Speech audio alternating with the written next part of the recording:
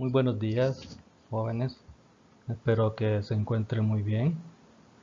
Vamos a comenzar ya con el segundo semestre y tenemos unas asignaturas las cuales las van a cursar conmigo, que son control analógico de sistemas eléctricos industriales y también la de automatización de sistemas eléctricos industriales. Se parecen mucho, siempre las damos simultáneamente, pero en realidad deberíamos ver primero control analógico para luego pasar a automatización.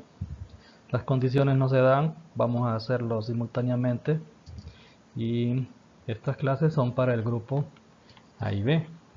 O sea, esta vez siempre la clase de control está A y B conmigo y la automatización también va a estar la sección A y la sección B conmigo también.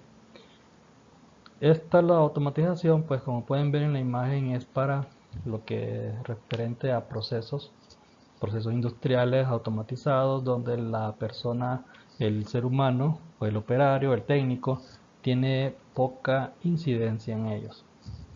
Lo hacen las máquinas por sí solas, se transportan las piezas por sí solas, hay contadores, hay temporizadores, solamente hay que encender la máquina e incluso también las máquinas se pueden encender solas. Entonces, cada vez vemos que el técnico tiene menos protagonismo, pero el protagonismo ahora es en diseñar lo que es que se haga el proceso, cómo programar, cómo diseñar los circuitos para que todo esto pueda darse de manera automática. Y esa es la finalidad de estas dos asignaturas. Continuando,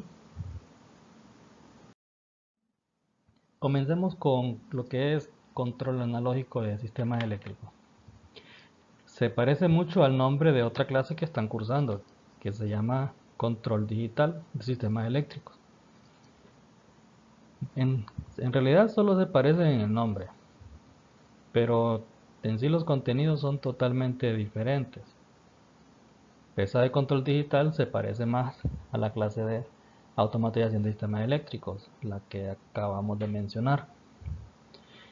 Aquí en esta clase pues es de manera convencional que se van a hacer los circuitos de mando para controlar procesos. A estos también los conocemos como circuitos de mando, control de mando, lógica cableada, lógica de contactos, tantos nombres, pero yo me quedo con circuitos de mando o control de mando. Con esas dos nos vamos a referir de hoy en adelante. Control de mando o la lógica cableada pues son circuitos de mando industrial que consisten en el diseño de automatismos con circuitos cableados entre contactos auxiliares, relés electromecánicos, electromagnéticos, contactores de potencia, relés temporizados, relés de protección, luces piloto, botoneras, todo, muchos dispositivos para poder lograr lo que es un circuito. Los cableados incluyen funciones de mando y control, señalización, protección y potencia. No solamente es para alimentar lo que es un motor grande, también para alimentar lo que es el circuito que me va a controlar lo que es a ese motor. Aquí vamos a hablar por separado de tres cosas: lo que es la señalización, lo que es el control y lo que es la fuerza.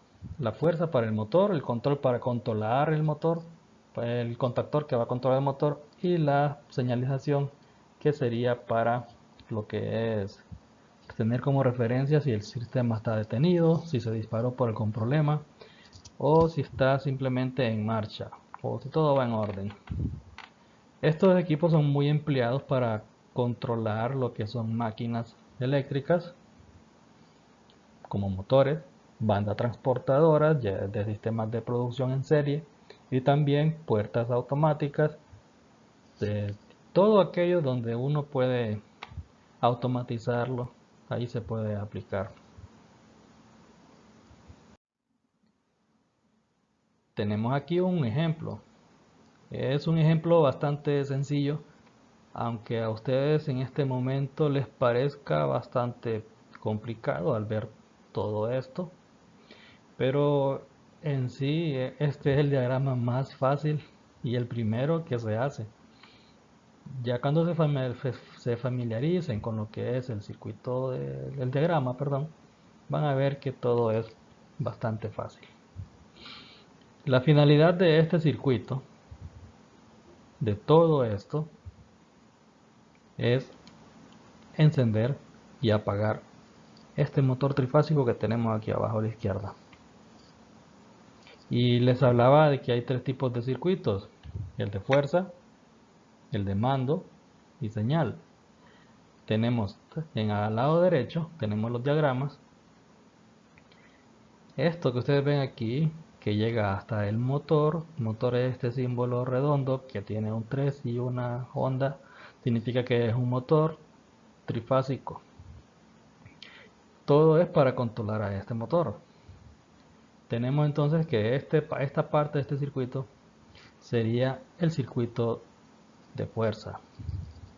El circuito de fuerza se compone entonces por varios dispositivos. Los vamos a identificar al lado izquierdo. Por ejemplo, primero, el motor. Aquí está, nuestro motor trifásico. Luego aparece este dispositivo que tiene unos botoncitos ahí, uno rojo, uno azul. Este es un relé térmico, que es una protección para el motor. Y lo tenemos identificado aquí en este símbolo. Este es el símbolo de un relé térmico. Ahora tenemos estos contactos, son como interruptores, son un contactor. El contactor tiene tres contactos, uno para cada línea, para L1, para L2 y para L3. Son tres contactos principales porque es para un motor trifásico. El contactor, esos tres contactos que vemos allá, están aquí, en este pequeño dispositivo. Este es el contactor. Todo lo que nosotros hagamos con todo este circuito, en este de acá, es para controlar una bobina que hay dentro de este contactor. Este contactor al energizarse, lo que hace es cerrar estos tres contactos y habilitarme la energía para que el motor funcione. Más arriba tenemos aquí una especie de breaker, pero no es solamente un breaker, es un relé termomagnético que detecta cortocircuitos también, pero también sobrecarga. Este se acciona manualmente. Este yo lo acciono para habilitar todo lo que es la energía a este motor. Yo lo acciono. Este yo no lo puedo accionar manualmente. Es imposible. No se debe. Lo acciono mediante este circuito de acá. Este yo no lo acciono. Este ya viene incrustado en lo que es acoplado en el contactor, y yo no tengo control sobre él. Él va a actuar solamente si el motor se sobrecarga. ¿A qué llamamos sobrecarga? Pues que esté manejando más corriente de lo que el motor está diseñado. Entonces él está sensando que si el motor es de 5 amperios, pues que la corriente no llegue hasta más de 5 amperios. Cuando el motor llega a 5.1, 5.2 amperios, entonces él va a reaccionar. Y al reaccionar significa que todo este sistema se va a apagar. Esa es la ventaja de los sistemas de automatización. Este de aquí le decía que yo lo puedo accionar. Tenemos las tres líneas, L1, L2, L3. De aquí salen para el contactor L1, L2 y L3. Del contactor pasa por el relé y sale L1, sale L2 y sale también L3. Aquí lo podemos visualizar mucho mejor. Si se fijan, L1 llega hasta este interruptor. Esto yo lo puedo cerrar. Este siempre va a estar cerrado. Yo lo cierro, pasa. El contactor ya no. Tengo que energizarlo para que se accione. Y luego pasa al motor. Ahora tenemos también el circuito. Aquí a la par. Este es el circuito de mando. Este que ven aquí. ¿Por qué llamamos circuito de mando? Pues es el que controla esta bobina de aquí. Este es el símbolo de una bobina. Resulta que esta bobina, miren qué nombre tiene. Dice K1. Significa que ese K1 está relacionado con este K1 de acá. Estos contactos no tienen conexión eléctrica con esto, de ninguna manera. Lo único que existe es un acoplamiento mecánico. Cuando yo energizo la bobina funciona como electroimán y genera un movimiento dentro del contactor, y lo que hace es mover estos contactos y los cierra. Los mueve, pero no con contacto eléctrico, simplemente el electromagnetismo atrae una parte móvil, y la parte móvil están acoplados estos tres contactos, siempre aislados entre sí. Entonces al energizar esta bobina, se cierra este contacto y el motor arranca. Y también tenemos la parte de señalización, que tiene unas lámparas, y esas lámparas las podemos ver aquí. Estas me indican cuando el motor está parado, cuando el motor está en marcha o cuando el motor se disparó por sobrecarga. Entonces ya podemos ver que tenemos los tres circuitos en uno solo. Diseñar esto no es difícil, simplemente lo desconocen por el momento y es nuevo y lo ven algo difícil, pero realmente no lo es. Aquí tenemos otro pequeño interruptor termomagnético, que lo que hace es controlarme lo que es protegerme, lo que es el circuito de mando y de señalización. Esta parte de aquí de la derecha del dibujo no solamente, si se fijan, también es con L1 o L2, bueno, dos líneas vivas, podríamos decir que es 220, pero también puede ser 110 o incluso separado totalmente de esta energía y que sea por medio de un transformador por separado o una fuente de corriente DC.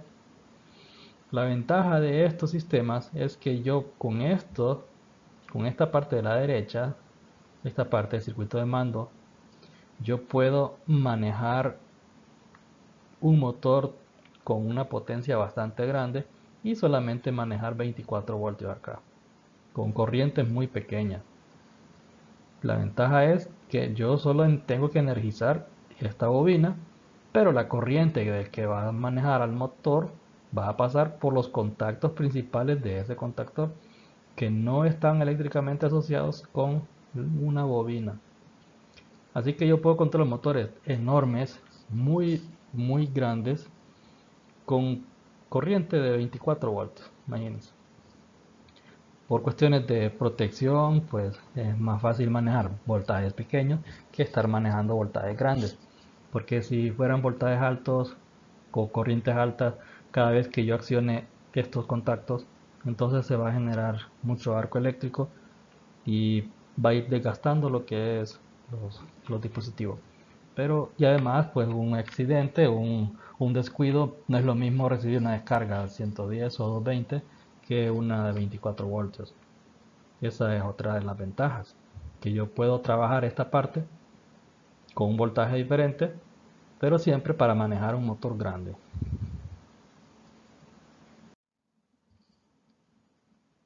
Aquí tenemos un repaso más de lo que les acabo de mencionar, que los tres circuitos se dividen en tres circuitos de mando. Tengo aquí a la izquierda, perdón, circuito de mando es este. Aquí es donde van los botones, los pulsadores, interruptores magnéticos, aquí van, en este de acá van.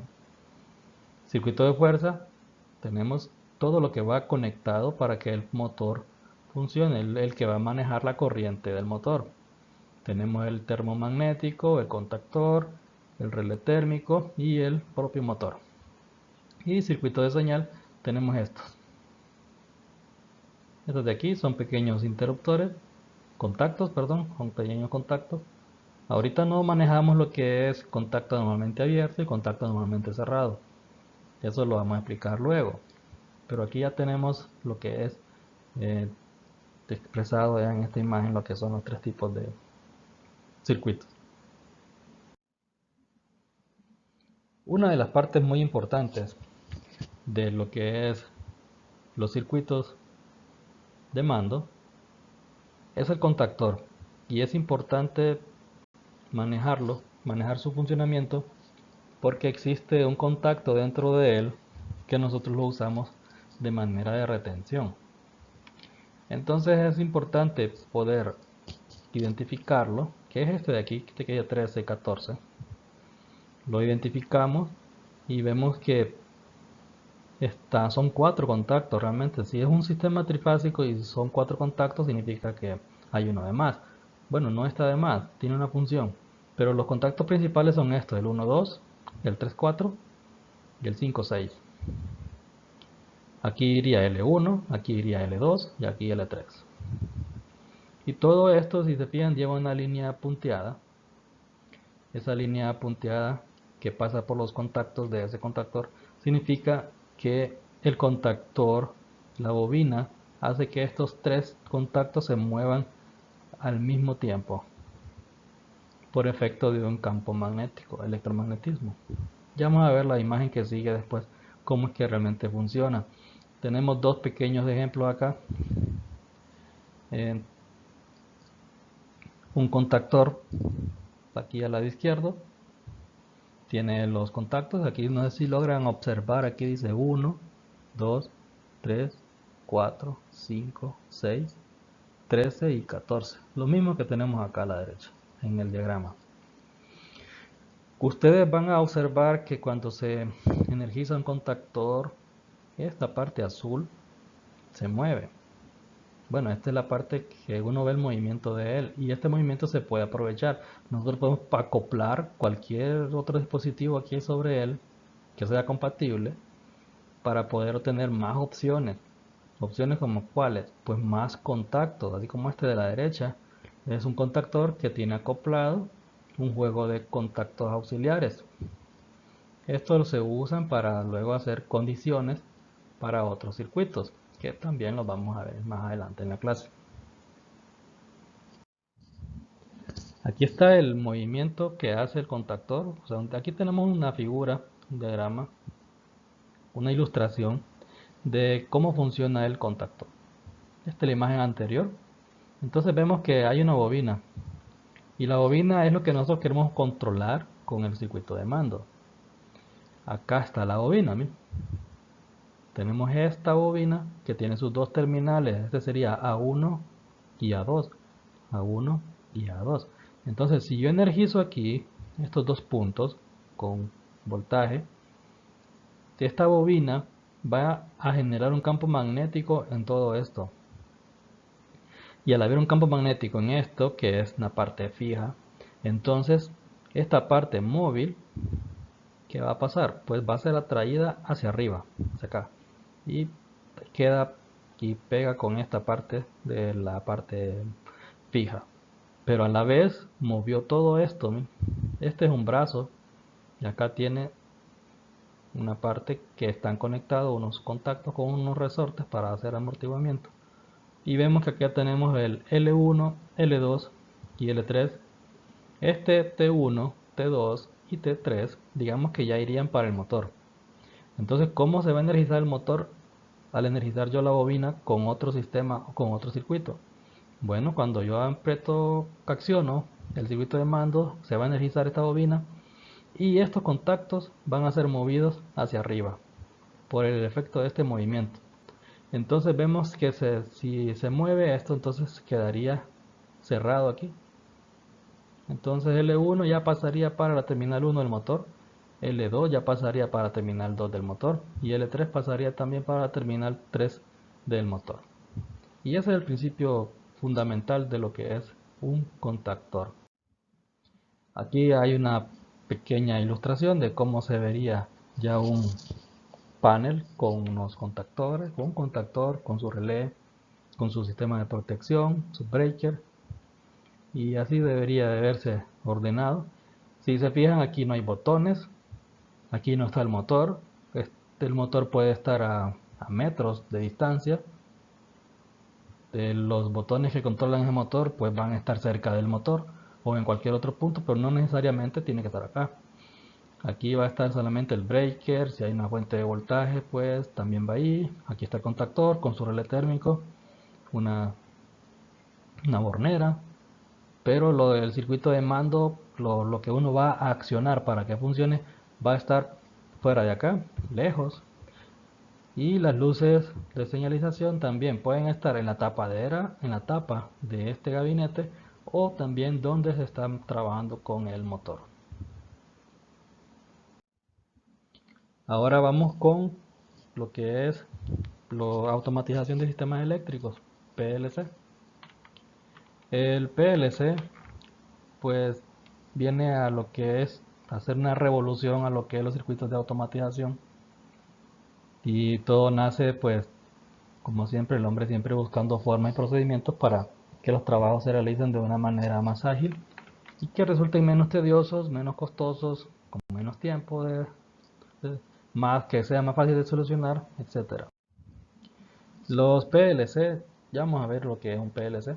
Eh, y los podemos encontrar en lo que son los semáforos, gestión para la eliminación de puentes, parques, puertas automáticas, parking es de parqueos para carros y pueden observar lo que están en los moles o un sistema automático. En la vivienda, control de ventanas, iluminación, climatización. También en la industria, control de todos los sistemas que acabamos de ver también anteriormente.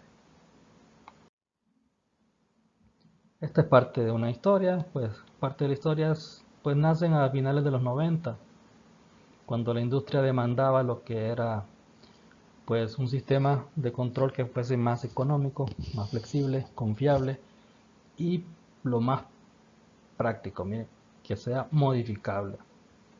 Si yo quiero hacer un cambio en un circuito de control, el analógico, si yo quiero hacer un cambio ahí, yo tengo que desarmar casi todo, volver a hacerlo. Si yo quiero hacer un cambio en un PLC, simplemente lo meto en la computadora, reprogramo y lo vuelvo a instalar, sin necesidad de desmontar nada o desmontar lo más mínimo. Esa es la ventaja de los PLC. Y los primeros que pues lo utilizaron fueron la industria automotriz, con General Motors y luego pues la Ford. Las partes principales de un PLC. El PLC tiene sus entradas. Hablamos, nos referimos a entradas como un pulsador, un interruptor, la señal de un sensor. Como salidas, tiene sus salidas que van a alimentar a un contactor, a otro relé, o una luz piloto, o cualquier cosa que no sea de mucha carga. La podemos conectar directamente a la salida. La intención de los PLC es que obtengamos esas salidas de acuerdo a una programación. Esta salida iría, por ejemplo, al contactor que me controla aquel motor. Entonces, dentro del PLC, yo voy a hacer todas las modificaciones, todos los circuitos para poder manejar ese motor. Anteriormente, el ejercicio solo era de arrancar y parar, pero aquí yo puedo agregarle temporizadores, muchos temporizadores, dentro de un solo PLC, cosa que no se podría hacer con un sistema cableado. No tan fácil. En este caso sí saldría mucho más económico tener ese acceso a tantos temporizadores virtuales dentro de un aparatito. Tenemos el puerto de comunicación, pues hay que de una manera descargar el programa en la computadora y ponerlo en el PLC. Una fuente de alimentación, pues hay unos que son a 24 voltios, otros son a 110 voltios, 220, y cuando son a esos altos voltajes entonces necesitan una fuente de alimentación dentro. CPU es como una pequeña computadora. El PLC necesita su parte donde se pueda almacenar información, grabarla, etcétera. Aquí los tenemos un, una versión. Este es un relé programable, un logo. como la introducción a los PLC, aunque hacen casi lo mismo. Y tenemos las partes, las entradas irían acá arriba. Esto puede venir de un interruptor, de un pulsador, de un relé térmico, etcétera. Las salidas, acá están las salidas. Esto puede ir para un contactor, este para otro contactor, este para cualquier, para lo que está diseñado. Aquí depende de las necesidades del que lo diseñó. Y pueden observar que las señales pueden ser digitales y analógicas. Esto ya lo están viendo en otra clase. El puerto de comunicación, aquí tenemos el cable de Ethernet para conectarlo con la computadora. La fuente de alimentación puede estar dentro del logo o puede estar fuera. Y el CPU que está en su interior.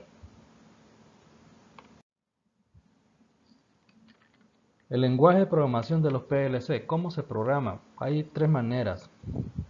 Uno es en base a compuertas lógicas, donde podemos tener la NOT, la AND y la OR.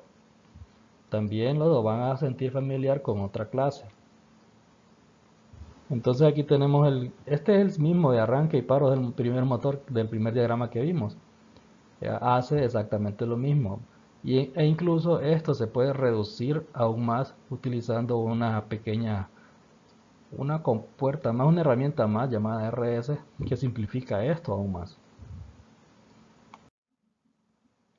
Otro lenguaje es el de escaleras o el KOP, que es muy similar al circuito de mando ya expresado por contactos, que es más, vamos a utilizar este para hacer los ejercicios mediante una aplicación en el teléfono. Y es lo mismo, este que ven aquí hace lo mismo que el anterior. El stop, el arranque y la bobina que va del contactor. Este es otro lenguaje. Muchos se familiarizan más con este. Los que no tienen mucho conocimiento de electricidad usan el de compuertas lógicas. Pero este que nosotros los de electricidad ya manejamos, lo que es circuitos de mando, pues se nos hace bastante familiar trabajar con él. Y también está el de lenguaje de instrucciones, el AWL, si no me equivoco, que este ya es por medio de comandos.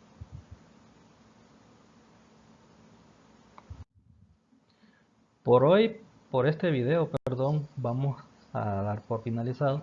Era una pequeña introducción. Sabemos que demasiada información nueva para ustedes y vamos a dar una pequeña asignación. Siempre va a ser en su cuaderno, lo envían al correo, al WhatsApp o incluso vamos a ver si habilitamos una clase virtual en Classroom para que ahí el que pueda, me la pueda subir ahí.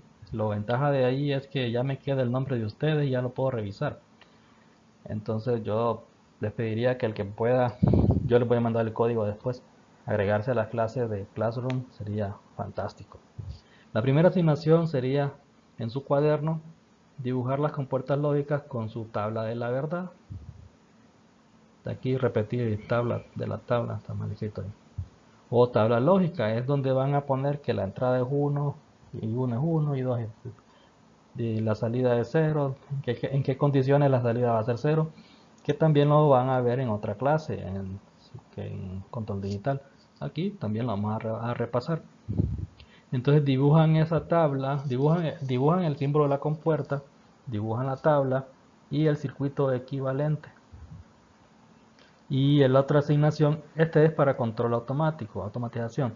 Y para control analógico, puedes dibujar en un cuadro las simbologías ANSI y DIN utilizadas en circuitos de mando. Los materiales para que hagan esto ya se los pasé, pero de igual forma cuando termine el video, lo suba, igual se los voy a enviar de nuevo. Entonces, muchachos, aún falta, perdón. También les voy a pedir que instalen estas aplicaciones en su teléfono, porque vamos a utilizarla para hacer simulaciones. Lo que yo les pida a ustedes que a un circuito haga una función determinada, ustedes lo van a elaborar, pero la ventaja es que también lo van a poder probar, lo van a simular. Esto es para solamente irlo adelantando. A la siguiente clase yo les explico cómo hacerlo.